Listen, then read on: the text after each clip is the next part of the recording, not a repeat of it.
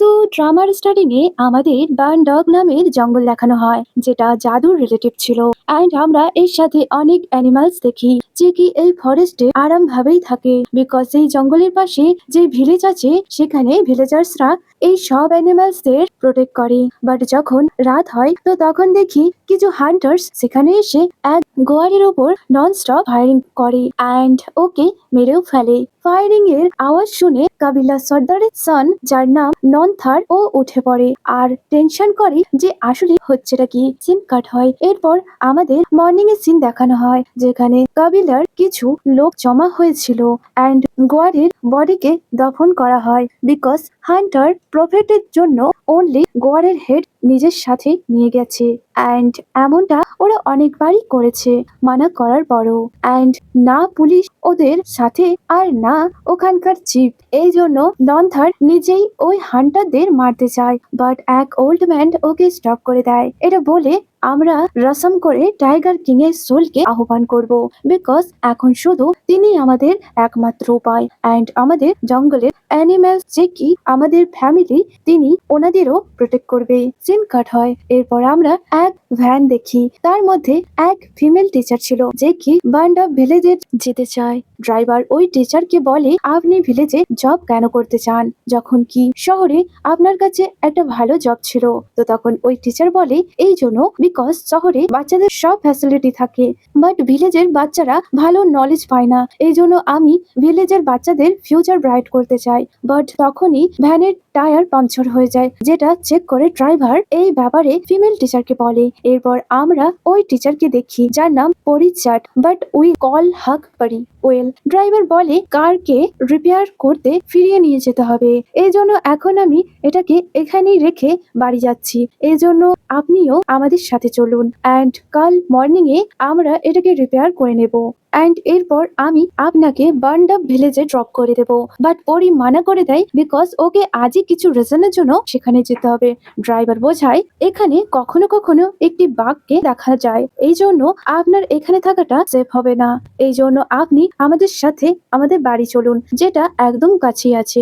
But ও বলে না, আমি জলদি ওয়াক করে টাইমে ভিলেজে পৌঁছে যাব, বিকজ পথ বেশি দূরে নয়। এরপর দেখি পরি একাই সেখান থেকে চলে যায়, বাট কিছু দূরে এসে ওর কিছুটা কনফিউজ মনে হয়। তো তখনই সিন কাট হয়। এরপর দেখি সব ভিলেজার্স মিলে টাইগার কিং কে ডাকার সেরিমনি স্টার্ট করে দেয় অ্যান্ড এখানে আর এক ফিমেল ক্যারেক্টারকে দেখি, যার নাম কালং, যে কি চিলড্রেন টাইম থেকে ননথারের সাথেই বড় হয়েছে।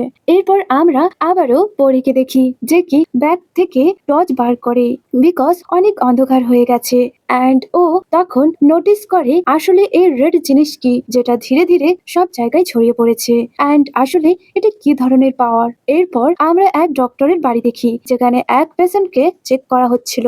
এরপর ডক্টর পেশেন্টকে বলে তার কি কি প্রবলেম। এরপর ডক্টর মেডিসিন লিখে, বাট তখনই ডক্টরের কিছু ফিল হয়, অ্যাকচুয়ালি তিনি হলেন আমাদের ড্রামার মেইন ক্যারেক্টার, যার নাম সামা অ্যান্ড সামার সাথে এক সিনিয়র নার্স থাকে, যে কি বাইরের সিন দেখে বুঝতে পারে যে টাইগার কিং এর সোলকে ডাকা হচ্ছে, যে কি আর কারোর বডিতে নয় সামার বডিতে আসবে।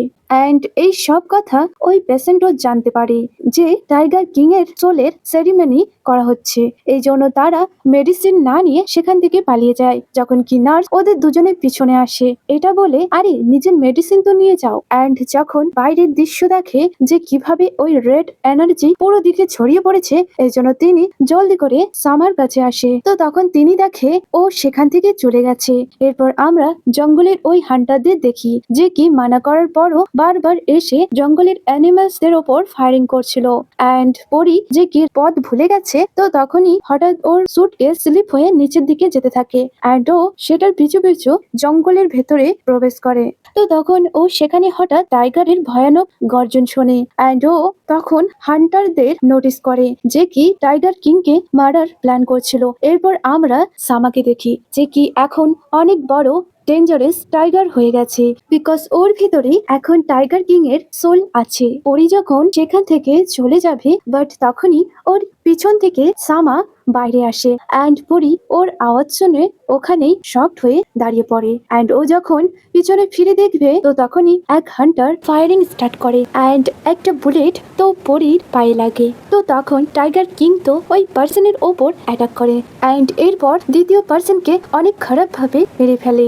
পরি তো শক ছিল এমন দৃশ্য দেখে। অ্যান্ড যখন তৃতীয় হান্টার বাইরে আসে তো তখন সামা ওকেও অনেক খারাপভাবে মেরে ফেলে অ্যান্ড পরি নিজের কানে হাত দিয়ে জোরে চেঁচিয়ে ওঠে, মানে ও অনেক বেশি ভয় পেয়েছে অ্যান্ড ও অনেক জোরে জোরে কাঁদতে থাকে বিকজ ওই হান্টারদের ব্লাড ওর বডিতে আসে। সামা ওই হান্টারকে মারার পর ধীরে ধীরে পরির কাছে আসতে থাকে অ্যান্ড ও মন দিয়ে পরীকে দেখে অ্যান্ড যখন পরি ভয়ে ভয়ে সামাকে দেখে অ্যান্ড ওকে অফকোর্স অনেক ডেঞ্জারাস দেখাচ্ছিল, তো ওকে দেখে পরি তো শকিং হয় অ্যান্ড ও তখনই সেন্সলেস হয়ে যায়। বাই দ্য ওয়ে, আপনারা সবাই অবশ্যই আমাদের কমেন্ট সেকশনে জানাবেন যদি আপনার সামনে এমন সিচুয়েশন আসে তো আপনি এই সময় কি করবেন, মানে পরীর মতন সেন্সলেস হয়ে যাবেন নাকি সেখান থেকে পালিয়ে যাবেন। ওয়েল, নন্থার সেখানে আসে অ্যান্ড ওকে দেখে সামা কিছু করে না বিকজ দুজনই একই টিমের মেম্বার, বাট অনেকক্ষণ ধরে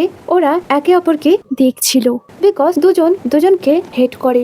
এরপর আমরা পরীকে সামার বাড়িতে দেখি যেখানে পরীর সিচুয়েশন ঠিক ছিল না। সামা পরীর কাছে আসে অ্যান্ড আবারও পরীকে ননস্টপ দেখতে থাকে বিকজ ওর ভালো লাগে না যে ওর কারণে পরী অনেক বেশি ভয় পেয়েছে অ্যান্ড এত বেশি যে ওর অনেক বেশি ফিভার হয় অ্যান্ড তার উপরে ওর পায়েও চোট লেগেছে, এই জন্য ও পরীর লেগে ট্রিটমেন্ট করে। তো তখনই হঠাৎ ওর আইস গোল্ডেন হয়ে যায় অ্যান্ড ও পরীর কাছে এমনভাবে যাচ্ছিল যেমন কি পরীকে ও মারতে চায়, বাট যেমন তেমন ভাবে নিজেকে কন্ট্রোল করে অ্যান্ড ও তখনই সেখান থেকে চলে যায়। অ্যান্ড এরপর ওকে ওর রুমে দেখি সেখানে ও নিজের হাতে লাগা বুলেটকে বার করছিল। এরপর দেখি সামা আগেও অনেক বুলেট লেগেছিল। ওয়েল, এরপর আমরা লি অ্যান্ড সা নামে দুজন বয়কে দেখি যে কি ভয়ে ভয়ে ওর কাছে আসে। সামা বলে, তোমরা কি ওই গার্লের সুটকেস নিয়ে এসেছো? তো প্রথমে তো তারা দুজন ভয় পায় সামাকে দেখে বিকজ ওরা দুজন জানে যে টাইগার কিং আর কেউ নয় বরং সামা। এরপর বলে, হ্যাঁ আমরা ওই গার্লের সুটকেস নিয়ে এসেছি অ্যান্ড ও কি ঠিক আছে? সামা বলে, হ্যাঁ কিন্তু পুরোপুরি ভাবে নয়। এরপরও হান্টার্সের বডির ব্যাপারে জানতে চায়। ওরা দুজন বলে, আমরা ওই বডিগুলোকে আগের বাড়ির মতন সেই জায়গায় রেখে এসেছি অ্যান্ড আমাদের মনে হয় আর কোনোদিন হান্টাররা দ্বিতীয়বার এখানে আসার সাহস পাবে না বিকজ এখন থেকে সবাই টাইগার কিংকে আরো বেশি ভয় পাবে। শামা বলে, আমি অনেক ইয়ার্স থেকেই ওদের ভয় দেখাই অ্যান্ড ওদের মেরেও ফেলি, বাট ওরা তখনও এখানে শিকার করতে আসে। তো তখন ওরা দুজন বলে, হ্যাঁ ওরা মানির জন্য এখানে আসে বিকজ মানি হয় অনেক বেশি পাওয়ারফুল, এই জন্য ওরা নিজের প্রফিটের জন্য এই সব কাজ করে। তো এই কথা শুনে শামা যখন রাগীভাবে বলে মানি কি টাইগার কিং এর থেকেও পাওয়ারফুল, তো তখন ওরা দুজন চুপ হয়ে যায় বিকজ ওরা জানে শামা যখন রেগে যায় তখন কি হয়, এই জন্য ওরা তখনই সেখান থেকে চলে যায়। ওয়েল, এরপর দেখি শামা পরীর আইডি দেখে জানতে পারে যে ও একজন টিচার অ্যান্ড ওর নাম পরি। অন্যদিকে পরি যে কি ঘুমিয়েছিল তো তখনই ও টাইগার বলে চেঁচিয়ে ওঠে অ্যান্ড ওর শব্দ শুনে শামা ওর কাছে যায় ওকে চেক করার জন্য, বাট তখনই ওকে পরি টাইটলি হাক করে নেয়। অ্যাকচুয়ালি পরি সেই দিনের কারণে ট্রমাটাইজড হয়ে গেছে, এই জন্য ও ঠিকভাবে সেন্সে ছিল না আর তখনই ও আবারও সেন্সলেস হয়ে যায়। তো তখন শামা পরির জন্য অনেক খারাপ লাগে যে এই গালের খারাপ কন্ডিশনে শুধু আমার জন্যই হয়েছে। অন্যদিকে নন্থাকে দেখি যে কি এক ইনজার্ড অ্যানিমেলকে অন্য কোথাও শিফট করছিল অ্যান্ড ওর সাথে কালংও ছিল। কালং নন্থাকে বলে, তুমি সেই রাতে টাইগার কিং এর কাছে কেন গিয়েছিলে যখন কি তিনি ওই হান্টারদের মারছিল? তোমার এমন করাটা উচিত হয়নি বিকজ টাইগার কিং অনেক বেশি অ্যাংরি, এমনকি তোমাকে মারতেও পারতো। তো তখন নন্থা চেঁচিয়ে বলে, আমি সেখানে এই জন্য গিয়েছিলাম বিকজ যে কাজ ওই আউটসাইডার করছে সেই কাজ আমার রেসপন্সিবিলিটিতে ছিল বিকজ কাবিলা সর্দারের সন আমি, আর নাকি ও। তার ভেতরে টাইগার কিং আসে। এরপর আমরা এক ফ্ল্যাশব্যাক দেখি যখন নন্থা 16 ইয়ার্স এর ছিল। তো তখন সেরিমনি থ্রু অ্যানাউন্স করা হয় নন্থার ড্যাডের পর নন্থার ভেতরে টাইগার কিং এর সোলকে ডাকা হবে, বিকজ অল ইয়ার্স থেকে এমন ভাবে চলে আসছে। অ্যান্ড যখন নন্থা 20 ইয়ার্স এর হয় অ্যান্ড ফাইনালি টাইগার কিং এর সোলকে নন্থার বডিতে ট্রান্সফার করা হবে, বাট এমনটা হয় না, বরং টাইগার কিং এর আওয়াজ জঙ্গলের ভেতর থেকে আসে। ওল্ড ম্যান বলে এ কিভাবে সম্ভব যে টাইগার কিং এর সোল অন্য কারোর বডিতে কিভাবে প্রবেশ করতে পারে, যখন কি তোমার ড্যাডের ডেথের পর ওই সোল তোমার ভেতরে আসার কথা।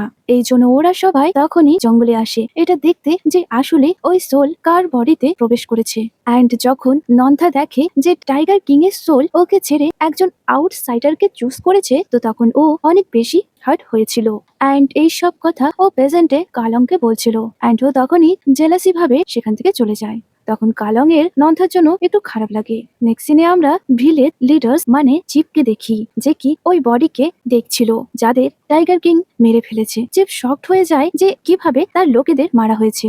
তো সেখানে দুজন পার্সন বলে আমরা জঙ্গলের অ্যানিমালসদের মেরে ফেলি, এই জন্য টাইগার কিং এমনটা করেছে। তো তখন চিপ ওদের চুপ হতে বলে, বিকজ যদি ভিলেজার্সরা প্রুফ পায় যে ওরাই হান্টার্সদের পাঠিয়েছিল যখন কি ওদের দায়িত্ব অ্যানিমালসকে প্রোটেক্ট করা, তো তখন ওরা দেখে এক হান্টার বেঁচে আছে। লিং অ্যান্ড সা এই সব কিছু লুকিয়ে দেখছিল যে একজন হান্টার এখনো পর্যন্ত বেঁচে আছে। এরপর বাকি হান্টার ওকে নিজের সাথে নিয়ে যায় অ্যান্ড বাকি দুজন পার্সনকে যে ফিউনারাল করতে বলে। অন্যদিকে আমরা পরীকে দেখি যে কি ফাইনালি সেন্সে ফিরেছে অ্যান্ড ও শক ছিল যে আসলে আমি এখানে কিভাবে এলাম। অ্যান্ড এরপর বলে এটা তো দেখে মনে হচ্ছে একটা ডক্টরের বাড়ি। তো তখন সামা বলে হ্যাঁ তুমি একদম ঠিক বলেছো, এটা একটা ডক্টরেরই বাড়ি। পরি শকড হয় সামাকে দেখে। এরপর বলে তুমি কে? তখন ও বলে আমি এই বাড়ির অনার অ্যান্ড আমার নাম সামা আর আমি একজন ডক্টর। তো তখন পরি বলে আমাকে এখানে কে নিয়ে এসেছে? তো তখন সামা বলে ছিল একজন পার্সন যে তোমাকে এখানে এনেছে। অ্যান্ড তখনই পরীকে তুলে নেয়, এটা বলে তোমার লেগ ইনজার্ড, এই জন্য তোমার বেশি সময় দাঁড়ানোটা ঠিক নয়। যখন কি পরি এটা বলছিল তুমি কিভাবে আমাকে টাচ করতে পারো। এরপর সামা পরির লেগ চেক করতে চাইলে তখন পরি ওকে চেক করতে দেয় না। তো তখন শামা বলে আরে আমি তো এর আগেও তোমার লেগে ব্যান্ডেজ করেছিলাম, বিকজ আমি একজন ডক্টর। বাট ও তখনও রাজি হচ্ছিল না, বাট পরে ও রাজি হয়। সামা বলে দেখো আমি এটা কত ভালোভাবে ব্যান্ডেজ করেছি। তো তখন হঠাৎ পরি কাল রাতের কথা মনে পড়ে যে কিভাবে একটা বড় টাইগার এসে ওই অল হান্টারকে মেরে ফেলেছিল। এরপর আমি যখন ওর ভয়ানক ফেস দেখি তো তখনই আমি শকড হয়ে সেন্সলেস হয়ে গিয়েছিলাম। অ্যান্ড ও এই সব কথা প্রেজেন্টে সামাকে বলছিল যে ওই টাইগার অনেক ভয়ানক যে ও লোকেদের মেরে ফেলে। তো এই কথা শুনে সামা অনেক বেশি রেগে যায়। এই জন্য ও জেলাসি হয়ে বলে টাইগার কিং কখনোই ইনোসেন্ট লোকেদের হার্ট করে না, অবশ্যই ওই হান্টাররাই কিছু ভুল করেছিল। তো তখন পরি চুপ হয়ে যায়। বাট পরে ও বলে তুমি বিলিভ করবে না যে ওই টাইগার রিয়েলিতে অনেক বড় ছিল অ্যান্ড আমি এর আগে কখনো এমন টাইগার দেখিনি। তো তখন শামা বলে ও আচ্ছা তুমি এমন ভাবে বলছো যেন রোজ তুমি টাইগার দেখো। তখন পরি বলে আরে না আমি জুতে টাইগার অনেক দেখেছি, বাট এমন বড় টাইগার আমি কখনোই দেখিনি, একদম ডিফারেন্ট অ্যান্ড অনেক পাওয়ারফুল আর অনেক বেশি ডেঞ্জারাস। শামা কোনো রিপ্লাই করে না, বরং চিল হয়ে পরির কথা শুনছিল। তো তখনই সেখানে মিস মো আসে অ্যান্ড ওনাকে দেখে দুজন চুপ হয়ে যায়। পরি মিস মোকে নিজের ইন্ট্রোডাকশন দেয়, বাট মিস মো অ্যাটিটিউড দেখিয়ে সেখান থেকে চলে যায়, বিকজ তিনি কারোর সাথে বেশি কথা বলা পছন্দ করে না। নেক্সট সিনে আমরা সামাকে দেখি যে কি কিছু ভাবছিল।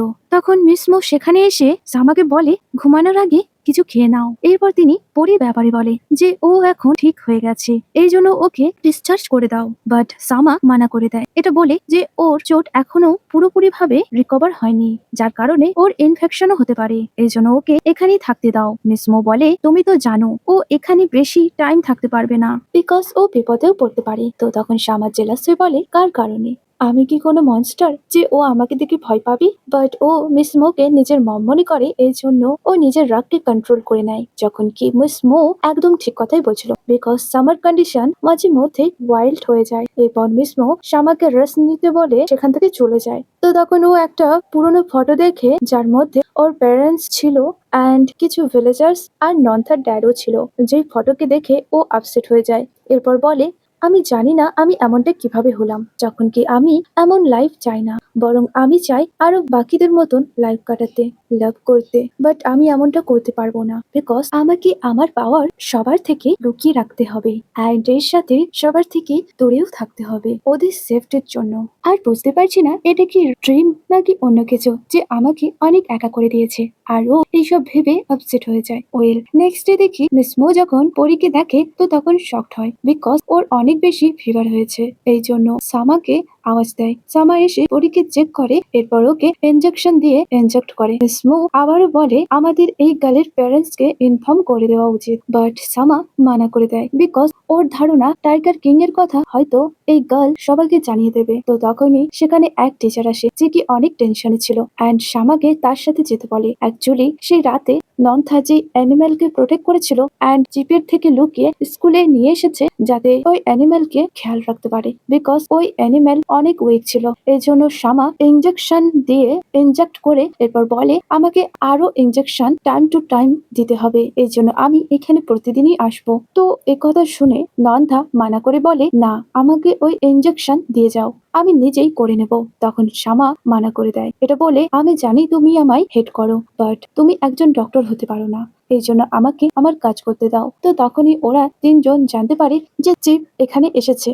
তো তাকে দেখে তারা মনে বলে চিফ যাতে না জানতে পারে তারা এখানে একটি অ্যানিম্যাল লুকিয়ে রেখেছে। অ্যাকচুয়ালি এই গ্রামের লোকেরা অ্যানিম্যালকে ভালোবাসে, বাট ওদের কাছে জঙ্গলের কন্ট্রোল নেই, বরং চিফের কাছে আছে, যে কি ওদের উইদাউট পারমিশন ছাড়া কিছু করতে দেয় না। অন্যদিকে চিফ নিজের ডটারের সাথে ছিল, অ্যান্ড ওনার ডটারও ওনার মতনই ছিল, অ্যান্ড ও শুধু প্রফিট কামাতে জানতো, এতে যদি কারোর ক্ষতিও হোক না কেন। এরপর ওরা দুজন যখন স্কুলের ভেতরে যেতে চায়, বাট তখনই বাইরে ওদের সাথে টিচারদের দেখা হয়, অ্যান্ড তারা কাইন্ডলি ভাবে চিপের ডটারের সাথে কথা বলছিল, বাট চিপের ডটার বারবার ওদের ইনসাল্ট করছিল, যে তোমরা সবাই ইউজলেস, অ্যান্ড তোমাদের স্যালারিও কম, অ্যান্ড তোমাদের এই স্কুলও বেকার। টিচারদের তো অনেক বেশি রাগ হয়, বাট ওনারা নিজেদের রাগকে কন্ট্রোল করে নেয়। এরপর চিপের ডটার চিপকে সাইডে নিয়ে এসে বলে, ড্যাড এই স্কুলের লোকেশন অনেক ভালো, এই জন্য আমি এখানে একটা রিসর্ট বানাতে চাই, তাই প্লিজ আপনি এই স্কুলকে ক্লোজ করে দিন। তো তখন চিপ বলে হ্যাঁ আমি এমনটাই করব, যদি কোনো বাচ্চা এখানে স্টাডি করতে না আসে। তো তখন ওরা বাধ্য হবে এই স্কুলকে বন্ধ করতে। ওয়েল, এরপর দেখি চিপ সেই জায়গায় যায় যেখানে অ্যানিমালকে লুকিয়ে রাখা হয়েছে, বিকজ চিপ কারোর থেকে ইনফর্ম পেয়েছে যে এখানে কোনো অ্যানিমাল লুকিয়ে রাখা হয়েছে, এই জন্য তারা সবাই বাইরে এসে ওদের স্টপ করে। তখনই চিপ বলে ওয়াইল্ড লাইফকে সেভ করা আমার রেসপন্স, অ্যান্ড আই হোপ তোমরা এমনটা কিছু করবে না যেটা আমি পছন্দ করি না। অ্যান্ড কথায় কথায় ওদের মধ্যে আরো বেশি আর্গুমেন্ট হয়, বিকজ চিপ টাইগার কিং কে নিয়ে খারাপ কথা বলছিল। এরপর বলে তোমরা দেখবে ওকে একদিন আমরা এই ওয়ার্ল্ড থেকে ভ্যানিশ করে দেব, অ্যান্ড এরপর ওর ব্লাড দিয়ে এই ভিলেজকে ক্লিন করব। তো তখন সামা অনেক বেশি জেলাস হয়, বিকজ চিপ জানে না যার ব্যাপারে এইসব বলছে তিনি ওনার সামনেই দাঁড়িয়ে আছে। তো সেখানে নন্থা তো অনেক বেশি জেলাস হয়, বিকজ প্রথম কথা যে টাইগার কিং এর সোল আগে নন্থার ড্যাডের মধ্যে ছিল। টিচার যেমন তেমন ভাবে নন্থাকে আর্গুমেন্ট করা থেকে স্টপ করে। এরপর শামা যখন এখান থেকে চলে যাবে, তো তখন নন্থা ওর সাথে আর্গুমেন্ট করে যে আমাকে আমার টাইগার কিং এর সোল ফিরিয়ে দাও, বিকজ ওর অধিকার শুধু আমার ছিল, কিন্তু তুমি এটা আমার থেকে চুরি করে নিয়েছো। তো তখন সামা বলে হ্যাঁ তো নিয়ে নাও, অ্যান্ড আমিও নিজেই এই পাওয়ারের কারণেই বিরক্ত, অ্যান্ড আমি এমন ভাবেও লাইফ কাটাতে চাই না, আমিও ইন্ডিপেন্ডেন্ট হতে চাই। তো তখন নন্থা সামাকে পাঞ্চ করতে যাবে, কিন্তু ওর আগেই সামা ওকে হিট করে। এরপরও জেলাসি হয়ে সেখান থেকে চলে যায়। অ্যাকচুয়ালি ওদের দুজনের মধ্যে যখনই দেখা হয় তখনই আর্গুমেন্ট হয়। বাড়ি ফিরে সামা মিস মোয়ের সাথে এইসব নিয়ে ডিসকাস করছিল, যে আমি নন্থার ফিলিং কে বুঝতে পারছি যে ও কত বেশি বিরক্ত, বিকজ যেই পাওয়ার ওর কাছে থাকার কথা, বাট এখন সেটা আমার কাছে। তো তখন মিসমো বলে আপনার কোনো ভুল ছিল না, বিকজ ওই রাতেই সবকিছু হঠাৎই হয়েছে। সিন পাস্টে আসে, সেখানে আমরা নন্থার ড্যাডকে দেখি, যে কি খারাপ ভাবে ইনজার্ড ছিল, বিকজ ওনার উপর এক সামান ব্ল্যাক ম্যাজিকে অ্যাটাক করেছিল। সামার প্যারেন্টস বলে এই ব্যাপারটা অদ্ভুত যে টাইগার কিং আজ নিজে থেকে নিজের চোটকে হিল করতে পারছি না, যখন কি অল টাইম তিনি নিজে থেকেই নিজের চোটকে ঠিক করে নিত। মিস মো নন্থার ফাদারের কাছে ছিল। তো তখন নন্থার ড্যাড ওনাকে বলে এই নাইফকে ডিস্ট্রয় করে দাও, বিকজ এতে ব্ল্যাক ম্যাজিক করা হয়েছে। এরপর মিসমো ওই নাইফকে সিনিয়র ভিলেজারের হাতে তুলে দেয় অ্যান্ড ওটা টাচ করার পর ওনারা সবাই দেখে যে এক সামান এর উপরে ব্ল্যাক ম্যাজিক করেছে। এরপর টাইগার কিংকে ইনজেক্ট করেছিল। এরপর সিনিয়র ভিলেজাররা ওই নাইফকে জঙ্গলে নিয়ে আসে অ্যান্ড এরপর কিছু মন্ত্র বলা স্টার্ট করে, মানে তিনি ওই ব্ল্যাক ম্যাজিককে ডিস্ট্রয় করার ট্রাই করে। অন্যদিকে সামা, যে কি ছোট ছিল, তো কোনো আওয়াজ শুনে বাইরে আসে। এরপর ও চেয়ারে বসে নন্থার ড্যাডকে ননস্টপ দেখছিল, যে কি অনেক বেশি পেনফুল ছিল অ্যান্ড তিনি জানে যে এখন তিনি আর বাঁচবে না। এই জন্য তিনি সামাকে নিজের কাছে ডাকে। সামা ওনার কাছে যেতে চাইছিল, বাট তখনই ওর প্যারেন্টস সেখানে আসে অ্যান্ড তারা বলে এই ব্লাড তো বন্ধ হতে চাইছে না। এই জন্য দুজন একসাথে কিছু জিনিস নিতে চলে যায়। তো তখন নন্থার ড্যাড আবারও সামাকে নিজের কাছে ডাকে। সামা তখন ওনার কাছে আসে আর নন্থার ড্যাডের চোট পাওয়া জায়গায় হাত দেয় ব্লাডকে বন্ধ করার জন্য। তো তখন তিনি বলে তোমার মন অনেক স্ট্রং, মানে তোমার মধ্যে ওই কোয়ালিটি আছে যেটা টাইগার কিং এর সোলকে হ্যান্ডেল করতে পারবে। এই জন্য তিনি ডেথ হওয়ার আগে নিজের পাওয়ার সামাকে দিয়েছিল, বিকজ ওই টাইমে ওনার ওয়াইফ প্রেগনেন্ট ছিল। মানে নন্ধা সেই টাইমে বন্ধ হয়নি অ্যান্ড এমন ভাবেই নন্থার ড্যাডের পাওয়ার সামা পেয়েছিল, বিকজ তিনি যদি বিনা পাওয়ার দিয়েই মারা যেত তো টাইগার কিং এর সোল এই ওয়ার্ল্ড থেকে ভ্যানিশ হয়ে যেত। আর এই সব কথা ওরা দুজন প্রেজেন্টে ডিসকাস করছিল। মিস মো বলে আপনি প্লিজ নন্থার কথা মাইন্ডে নেবেন না, বিকজ আমার মতে আপনি সব থেকে বেস্ট পারসন এই পাওয়ারকে হ্যান্ডেল করার। এরপর বলে আমি মার্কেটে যাচ্ছি, আর তখনই তিনি সেখান থেকে চলে যায়। অন্যদিকে পরি ফাইনালি উঠে পড়ে, কিন্তু ওর লেগ এখনো পর্যন্ত ইনজার্ড ছিল। এই জন্য ওর বেড থেকে নামতে কিছু প্রবলেম হচ্ছিল। এর সাথে ও গ্লাসও ভেঙে ফেলে অ্যান্ড ও তখন গ্লাসের টুকরোগুলো কালেক্ট করতে যাবে, তো তখনই এইসব শব্দ সামাও শুনে ফেলে অ্যান্ড ও পরি টেনশনে তখনই ফুল স্পিডে ওর কাছে চলে আসে। পরি শক্ট হয়ে বলে আপনি এত জলদি আমার কাছে কিভাবে আসলেন?